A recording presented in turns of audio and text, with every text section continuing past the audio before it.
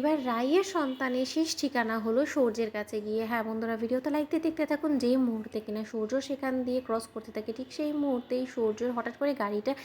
নষ্ট হয়ে যায় এবং সূর্য সেখান থেকে নেমে পড়ে। ঠিক সেই মুহূর্তে সূর্য যখন মেকানিককে কল করতে থাকে, অন্যদিকে সূর্যের কানে যখন বাচ্চার কান্নার আওয়াজ ভেসে আসছে, ঠিক সেই সময় সূর্য বলতে থাকে যে কী ব্যাপার, এই শুনশান জায়গার মধ্যে বাচ্চার কান্নার আওয়াজ কোথা থেকে আসছে কিছুই তো বুঝতে পারছি না, এখানে তো কাউকে দেখতেও পারছি না, তাহলে এই বাচ্চার কাঁদার আওয়াজটা কোথা থেকে আসছে। অন্যদিকে যখন সূর্য বলতে থাকে যে না, বিষয়টা তো আমাকে একটু খুঁটিয়ে দেখতে হয়। অন্যদিকে যখন কিছুটা কাছে যাওয়া মাত্রই ডাস্টবিনে পড়ে থাকা একটা ব্যাগে সূর্য নড়াচড়া করতে দেখে কিছু একটা, ঠিক সেই মুহূর্তে সূর্য ঘাবড়ে যায় এবং বলতে থাকে যে এই ব্যাগটার মধ্যে কি কিছু আছে,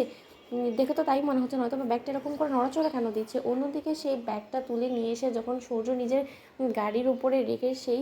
ব্যাগের চেনটা খুলে, ঠিক সেই মুহূর্তে ব্যাগের চেন খোলা মাত্রই যখন সন্তানকে দেখতে পায় সূর্য, তখন সূর্য ঘাবড়ে যায় এবং সূর্য বলতে থাকে যে এরকম অমানবিক একটা আচরণ কেই বা করতে পারে, কেমন মা যে কিনা নিজের সন্তানের সাথে এরকম একটা নিকৃষ্ট মানের জঘন্য কাজ করতে পারে। আমি তো বলবো যে এই সব মায়েদের মরে যাওয়াটা বেটার। অন্যদিকে সূর্য বলতে থাকে যে এখন আমি কী করবো, এই বাচ্চাটাকে তো দেখে যথেষ্ট অসুস্থ বলে মনে হচ্ছে, না জানি কতক্ষণ ধরে এই ডাস্টবিনে পড়েছিল এই অস্বাস্থ্যকর পরিবেশের মধ্যে। অন্যদিকে সূর্য বলতে থাকে যে না, কিছু একটা করতে হবে, এখন যদি পুলিশকে আমি কল করি তাহলে এটাতে আরও বেশি ঝক্কি ঝামেলা, এই বাচ্চাটাকে নিয়ে টানা হেঁচড়া হবে, তার থেকে বরঞ্চ বেটার আমি এই মুহূর্তে আপাতত এই বাচ্চাটাকে আমার সঙ্গে করে বাড়ি ফিরিয়ে নিয়ে যাই। অন্যদিকে যখন সূর্য অন্য একটা ক্যাব বুক করে সেই সন্তানটাকে নিয়ে বাড়ির উদ্দেশ্যে রওনা হয়, ঠিক সেই মুহূর্তেই রাই অন্যদিকে মন্দিরের মধ্যে ত্রিশূল হাতে নিয়ে নীলুকে খুন করার চেষ্টা করতে থাকে। তখন নীলু বলতে থাকে যে দিদি ভাই মারবি আমাকে, মার, আমি বললাম না আমার মরে গেলেও এবার আর কোনো রকম কোনো আফসোস নেই, কারণ তোর সন্তানকে তো আমি চিরকালের জন্য শেষ করে দিতে পেরেছি, তোর কাছ থেকে তোর সব থেকে মূল্যবান জিনিসটা তোর কাছ থেকে আমি কেড়ে তো নিতে পেরেছি, তোকে কষ্ট তো দিতে পেরেছি, এই লড়াই আমি জিতে গেলাম রাই দিদি ভাই, এবার লড়াই আমি জিতে গেলাম।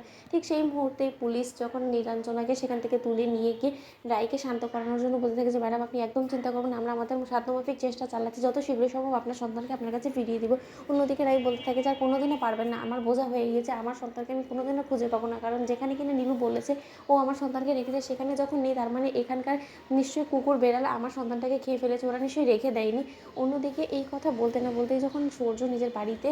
যায়, দরজা ধাক্কাতে থাকে, ঠিক সেই মুহূর্তেই সূর্যের মা দরজা খোলা মাত্র সূর্যের হাতে এই ফুটফুটে সন্তানটাকে দেখে চমকে উঠে এবং বলতে থাকে যে কী ব্যাপার সূর্য,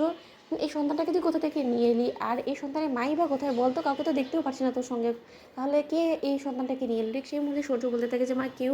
নেই, আমি এই সন্তানটাকে নিয়ে এসেছি, রাস্তার ধারে পড়ে ছিল ডাস্টবিনের মধ্যে, আমি ওকে কুড়িয়ে পেয়েছি, আমি ভাবলাম যে এই সন্তানটা আরও বেশি কষ্ট পাবে যতক্ষণ পর্যন্ত ওই